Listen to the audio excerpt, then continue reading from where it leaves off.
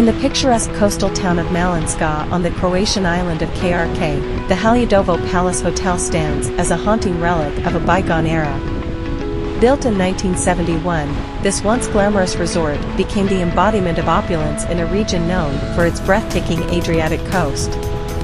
However, its history is a roller coaster ride, marked by grandeur, financial turmoil, political shifts, and eventual abandonment. The hotel's story begins in the late 1960s, amid the turbulent backdrop of Yugoslavia. The country was under the rule of President Josip Broz Tito, who sought to attract foreign investments to boost the struggling economy. It was in this context that architect Boris Megas was entrusted with a monumental task, designing one of the most extravagant projects ever undertaken in a communist nation. The hotel, which is named after a nearby beach, has a rich and intriguing past that spans several decades. Let's take a journey through time to explore the rise and fall of this once iconic resort.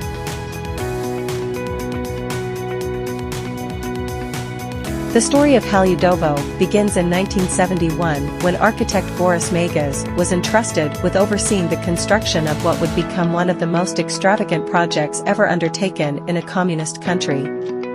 This sprawling 25-hectare property on the island of KRK in the Adriatic Sea was transformed into a lavish resort, with the crown jewel being the five-star Palace Hotel.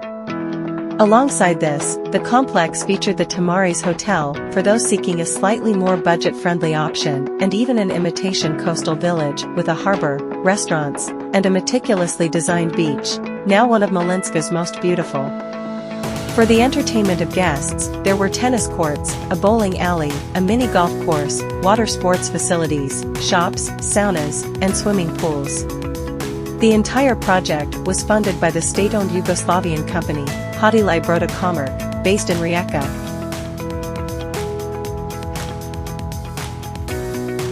Just a year after its completion, Haludovo took a surprising turn.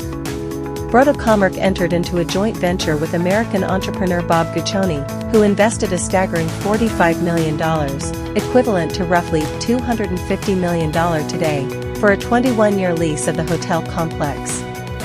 Guccione, the founder of Penthouse magazine and a competitor of Hugh Hefner's Playboy, transformed Haludovo into an exclusive luxury resort on the eastern Adriatic coast.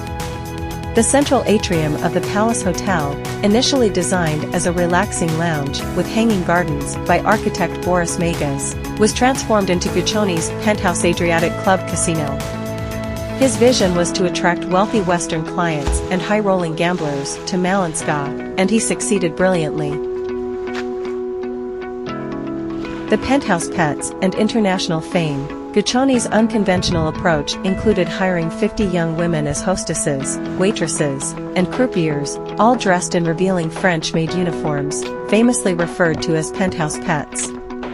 Some of them were flown in from the United States, while a few local women also worked as pets. Guccione's recruitment efforts faced initial resistance, as many families considered these jobs tasteless, and prospective Yugoslav employees were uncertain about the nature of the job. However, the generous salaries proved tempting, and pet mother Heather Martin became one of the best-paid women in all of Yugoslavia. The presence of these pets and the casino transformed the hotel's atmosphere. Success and notable guests, Haludovo quickly rose to prominence, attracting prominent guests from around the world. Among its guests were Swedish Prime Minister Olof Palme, Italian Prime Minister Silvio Berlusconi, and Henry Ford II, the president of the Ford Motor Company at the time.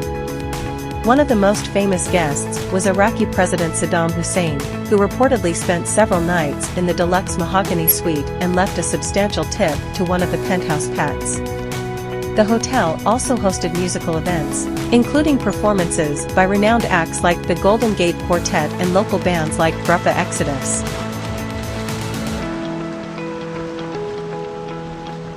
The luxurious lifestyle at Haludovo proved costly. In the months following its transformation into the Penthouse Adriatic Club Casino, lavish dining featured nightly consumption of around 100 kilograms of lobster, 5 kilograms of caviar, and hundreds of champagne bottles.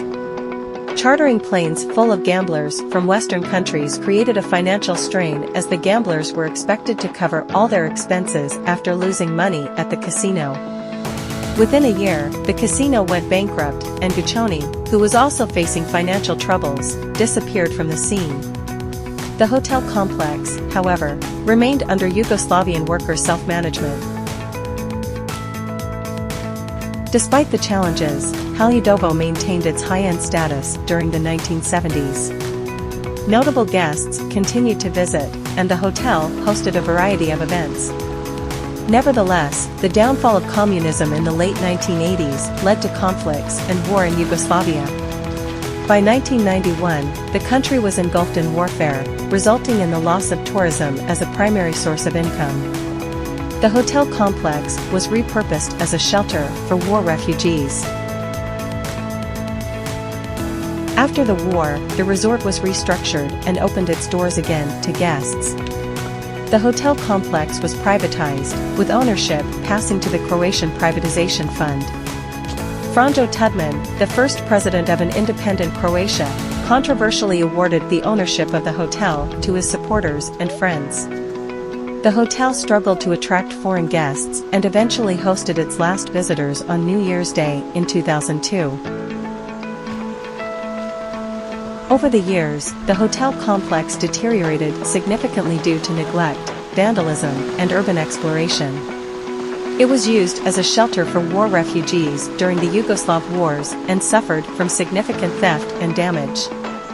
In 2018, an attempt to redevelop the site was made by Armenian-Russian businessman Era Abramyan, who planned to build apartments and a 250-bed hotel.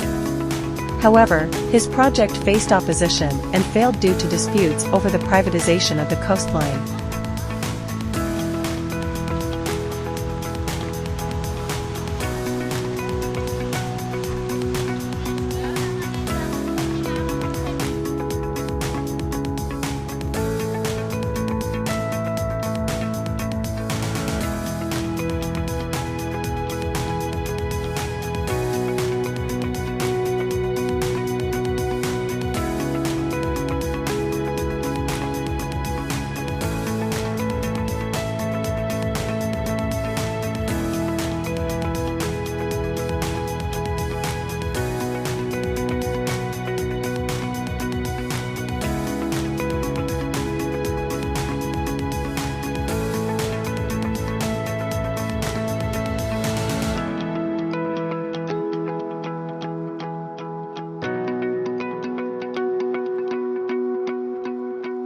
Today, the Haludovo Palace Hotel stands as a haunting reminder of its glorious past.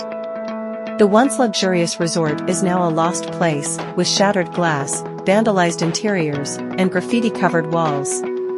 Urban explorers, nostalgic travelers, and curious tourists explore the ruins, trying to capture a glimpse of the hotel's grandeur from decades ago.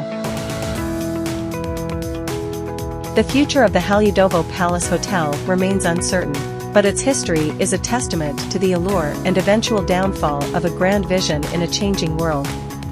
As of November 2018, there were plans for redevelopment, but the fate of this historic site continues to hang in the balance.